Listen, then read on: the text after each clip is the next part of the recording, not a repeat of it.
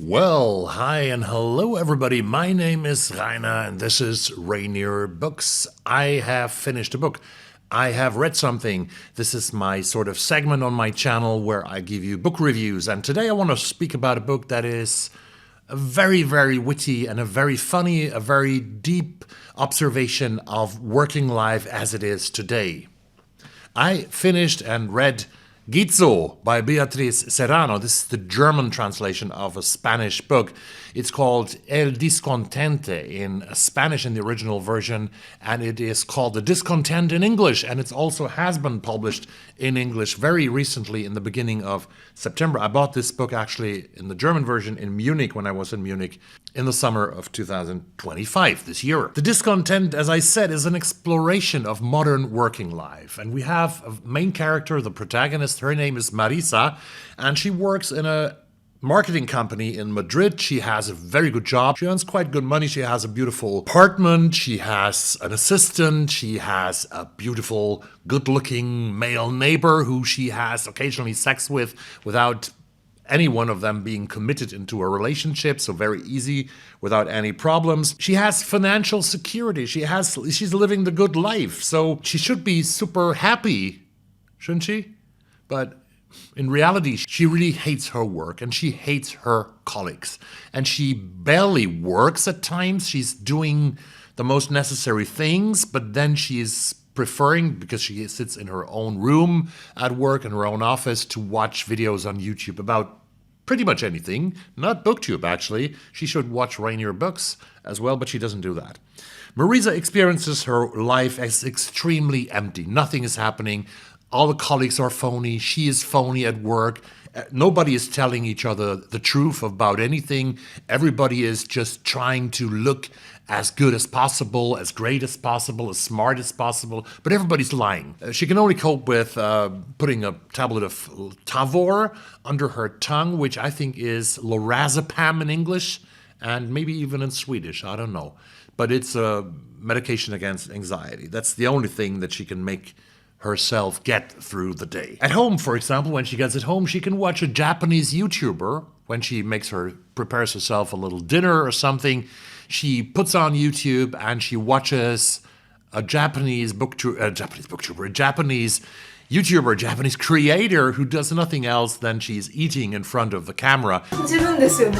一口目食べた時は本当にやばいとしか思えなかったけど、いけるかもしれないです。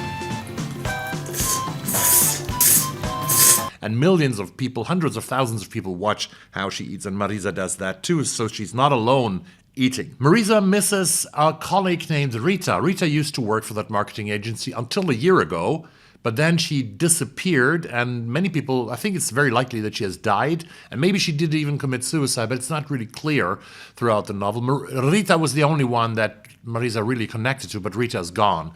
And now Marisa has to organize a team building for the company, which is, I think, 1 week later, and she has to organize something. She has to make a presentation on this, and it's going to be very, very funny and very, very dark when it comes to that team building after the end of the week. But first, we have to get through the week to get there. Her assistant, Marisa's assistant, Natalia, she's a very nice young girl, a very nice young woman, but you know, she's the kind of girl, the kind of woman that does everything. She stays over hours, extra hours at work to prepare presentations for work. She's willingly doing everything to please Marisa and to get up in the ranks to make a good career, but nevertheless she doesn't understand how working life works and that she's just going to be exploited by the company and by the high ranks, and she will make no career, although she is sacrificing almost everything and almost her private life. And sometimes Marisa goes to the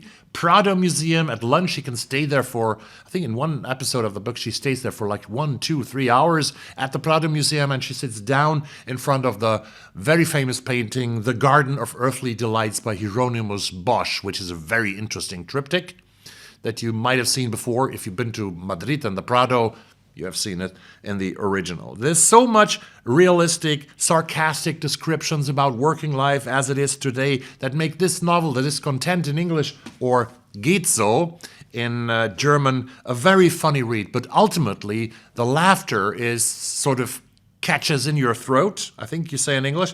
It's catch in our throats. Behind Marisa's observations and Serrano's writing are very, very sharp observations about today's working life, about the loneliness in our times, about how feminism turns into branding and the exhausting demand of society and social media to stay relevant and to stay always happy. You always have to post something. You always have to post videos. You always have to post Instagram photos. You always have to post something on Facebook to say your friends that you're living a happy life.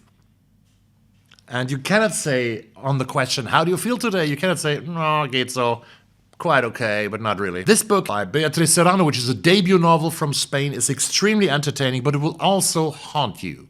It will also haunt you once you start to think about the issues that it takes up and relate them to your own everyday life.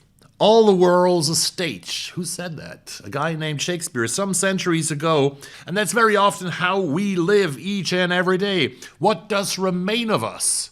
When we go home from work at 4 o'clock, at 5 o'clock, when we get home to our failed relationships or to our paradise relationship or to our very own loneliness. The Discontent is sometimes quite on the edge of being a more trivial, entertaining novel, but it always balances this edge very, very smartly and very wisely. Serrano does a great, great job so it's always she's very cautiously on that brink of entertaining and sort of giving punches to our everyday life, that she's always on the right side. And that's the beautiful thing about this novel. At its core, Beatriz Serrano writes about modern alienation, the quiet buzzing or loudly screaming anxiety to live in a world where we are constantly visible but rarely seen as who we really are. Serrano writes about her generation. She's born in 1982. That has turned self-awareness into a coping mechanism to live and to be able to live, to survive, and irony into armor. And sometimes I can agree, because I was born in the 1960s and I shouldn't be able to identify so much with this book, but I can actually identify. There's so much that I really can relate to myself. So this is a relatable book, not only for Serrano's generation, but also for older generations and maybe even for a younger generation. I don't know.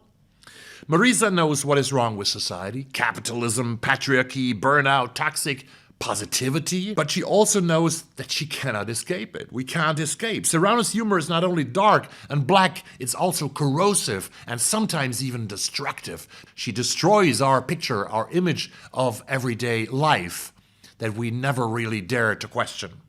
Serrano's writing is razor sharp at times, concise with short sentences, a lot of dialogue, which makes this book very accessible to a lot of readers, I guess. The author balances our feelings as readers between laughing and feeling strongly unease in the next moment. Reading The Discontent feels sometimes like holding up a mirror to yourself. While the book captures the experiences of 30-somethings navigating modern professional and social life, many of its insights about phoniness, self-deception, and the little lies or big lies that we tell each other each and every day resonate across generations. So I think that this book, Geht so, or The Discontent by Beatriz Serrano, is a really good read. It was very funny, it was very entertaining, it was smart, it was witty, and I am absolutely looking forward to the second novel of Beatriz Serrano, Geht so, El Discontente, and in English, The Discontent.